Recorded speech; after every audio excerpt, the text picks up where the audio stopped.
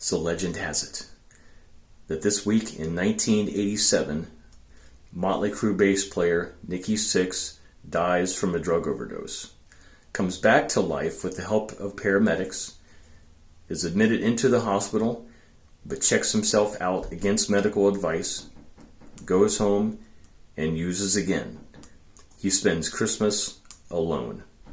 So in remembrance of Nikki Sixx in this Christmas of 1987, I give you Sayne's World Top 6 Christmas Movies of All Time. Because it's Christmas!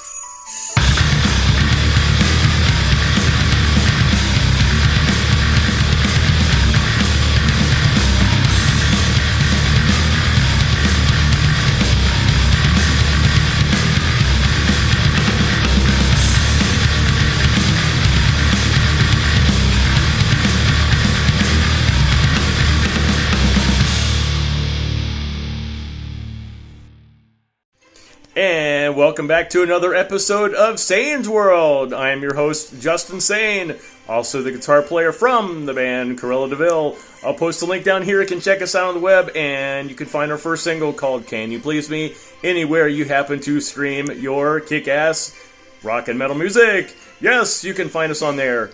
So, without further ado, I give you not the top 3, not the top 4, not even the top 5, the top Nikki Sixx favorite Christmas movies of all time via Sayne's World, and this list is bananas. You're not going to believe all the Christmas movies on this list.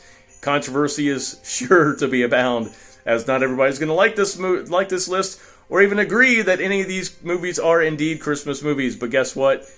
Sayne's World is out of bounds. We are crazy. We have gone insane. So hang out. Alrighty, everybody. Before we get to the top 6 favorite Christmas movies of all time, I must give you 4 honorable mention movies that didn't quite make the cut. So I give you 2003, starring Bernie Mac and Billy Bob Thornton. 2003, Bad Santa. 1965, I give you the childhood favorite, A Charlie Brown Christmas. Yes. Also from 2003, I give you, starring USC alum Will Ferrell in Elf. And from the year 2000, starring physical comedian Jim Carrey, I give you How the Grinch Stole Christmas.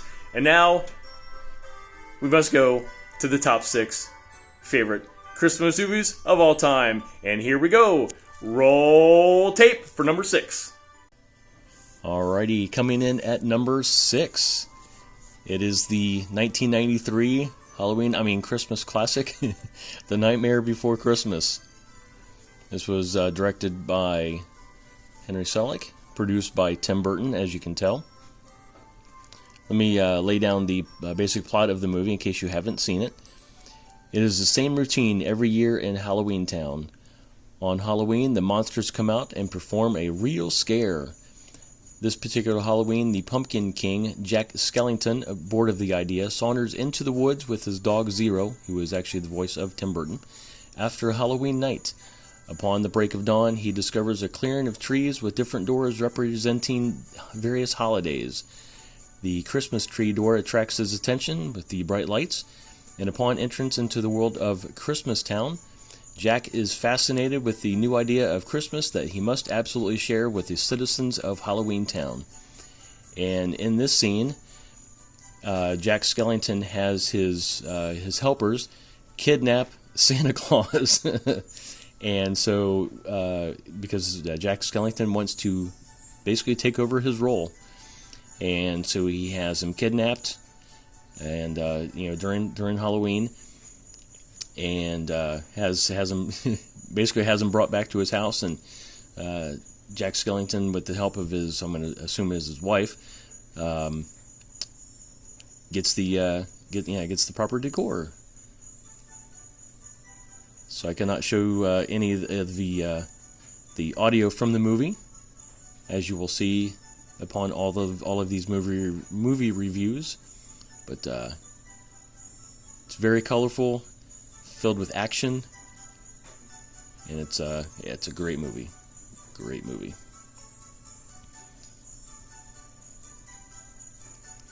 Guys, definitely have to check this out.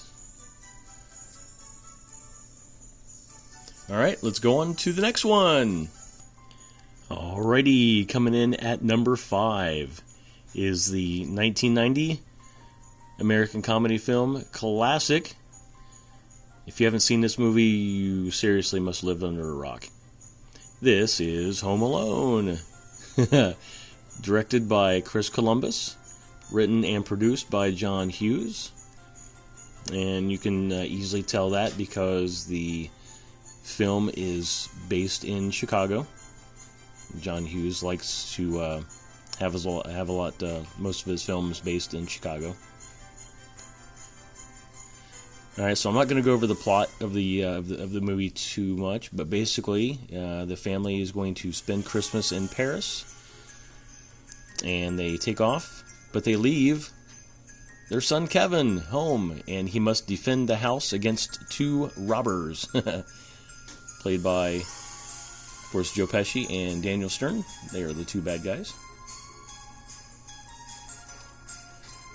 So in this scene, Kevin he wants to meet with Santa Claus because he wants to give Santa Claus his Christmas list. He wants his family back, but instead runs into an elf at the Santa house and meets a fake Santa. He basically says, "Look, I know you're not the real Santa. I know this how this works, but I know you work for him, and you can deliver this message." So it's a funny scene. I will go over a few movie related kind of tidbits here. The filming took place over 83 days, started in February of 90 and ended in May of 90. The exterior house scenes were filmed on location at a 3-story single-family house located at 671 Lincoln Avenue in the North Shore of Winnetka, Illinois.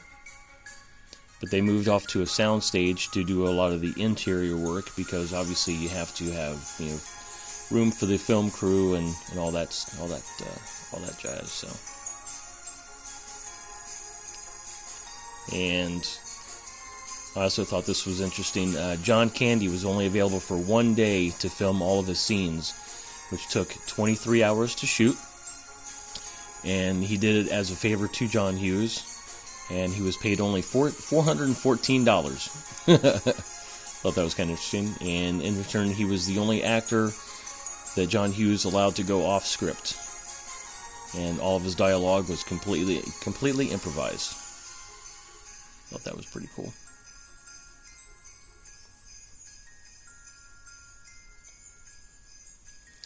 John Hughes suggested to Chris Columbus that they cast Macaulay Culkin as Kevin because of his experience while shooting Uncle Buck, if you remember that movie. Chris Columbus met with over 200 actors for that part, as he felt it was a directorial responsibility.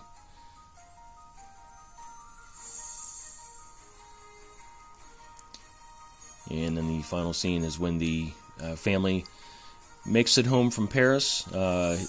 Kevin's mom drives in a U-Haul truck basically from the airport with of course John Candy, and Kevin's like, where's the rest of the family? And his mom says, well, they can't make it.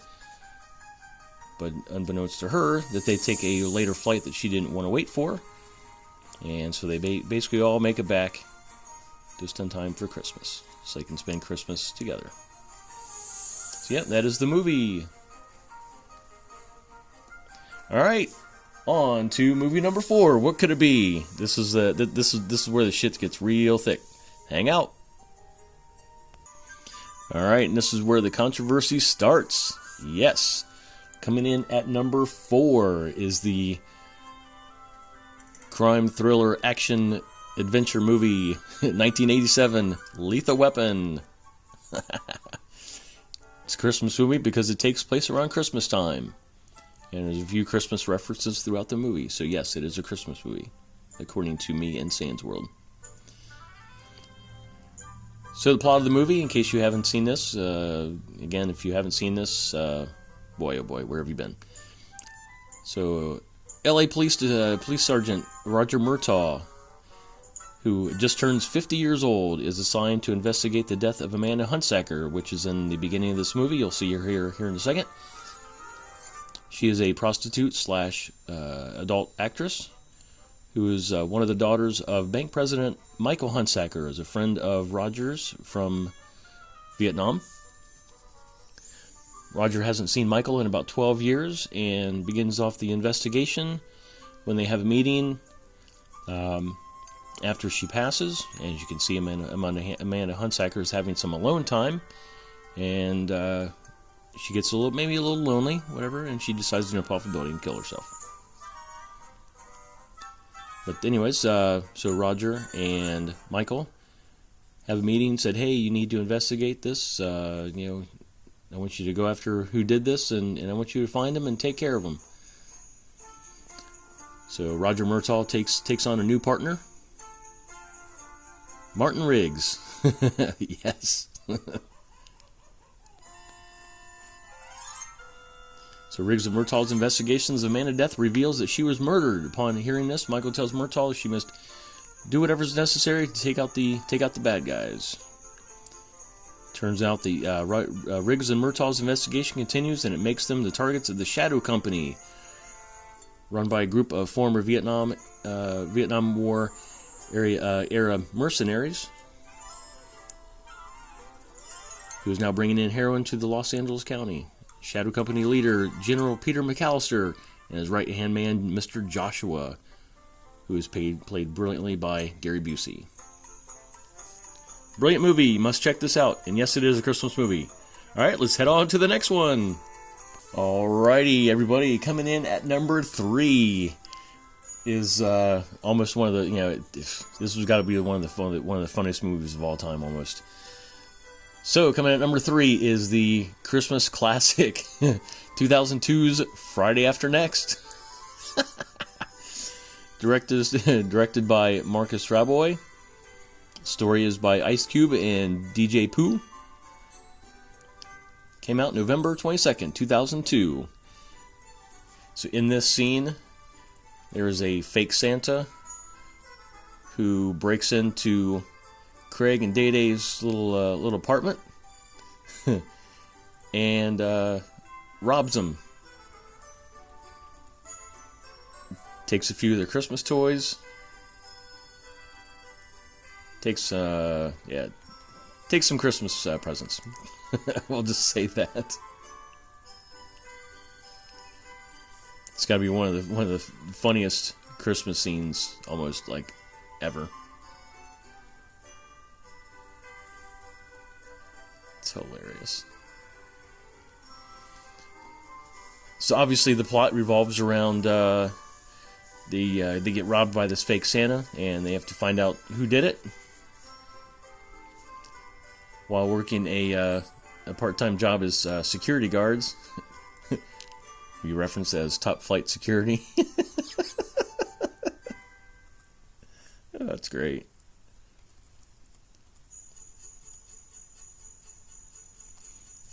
Probably one of the funniest scenes I also remember from this movie was when they have the Christmas party, and yeah, that's also a hilarious scene. And also a subplot is they're late on their rent, and yeah, they have to kind of hustle and do what they have to do to make sure their rent is paid in time before they're unceremoniously evicted. So again, if you haven't checked this movie out, you have to check this out. It's a classic Christmas movie. Yes. Straight out of the hood. 2002. Friday After Next. Alright, let's find out what's next. Alrighty, here is movie number 2. This is probably going to be the most controversial of the top 6 list. This is the 1988 classic Die Hard, starring Bruce Willis. I can give you a few movie tidbits about this. It was actually filmed in Los Angeles on location at the Fox Plaza, which is located in Century City. kind of near downtown Los Angeles. It's a real building, and it is still there. And if anybody remembers the movie Airheads, parts of that movie were at the KPPX, the radio station. It was actually filmed around here too. So in this movie, Bruce Willis he goes to a Christmas party on accident, goes to visit his estranged wife and 2 kids, and he runs into terrorists who are taking over the Nakatomi building. That's the bad guy, Alan Rickman, plays Hans Gruber. Says, "Now I have a machine gun." Ho, ho, ho. And I can tell you this, personal experience, check this out. Hold on. That I did indeed. I survived. If I can show you this. I survived Nakatomi. Yes, I did. Alright, so that's number 2. What could be number 1? It's a doozy. Hang out. Alrighty, and the grand finale coming in at number 1, numero uno, is National Lampoon's Christmas Vacation. That's right, hell yeah. Release date was December 1st, 1989. Directed by Jeremiah S. Chechik. The estimated budget was $27 million. The screenwriter was John Hughes. You can tell because it was also based in Chicago, as is most of his movies. Basic plot of the movie, of course, everybody knows this. Clark W. Griswold, who's actually... Does anybody know what his middle name was? His middle name was Wilhelm. Anyways, Clark wants to have a special Griswold family Christmas, and after months of careful planning, he invites both of his parents, his in-laws, even his wife's Uncle Louie, and senile Aunt Bethany. Clark even prepares this house for Christmas with over 25,000 lights and a tree, and of course we know what happens to the tree. As Christmas Eve comes, Clark will soon realize that a series of unfortunate events will start to unravel for him. Can Clark keep it together and understand the true meaning of Christmas? So in this scene, he's been waiting the Christmas bonus from his company, and instead of a big hefty check, he receives the dreaded one-year enrollment of the Jelly of the Month Club. Goes nuts. And says, "Hey, does anybody have any last-minute gift ideas? I would like to see my boss right here in this house with a big old bow on his head." Which his cousin Eddie, brilliantly played by Randy Quaid, delivers upon that promise and makes everything all right.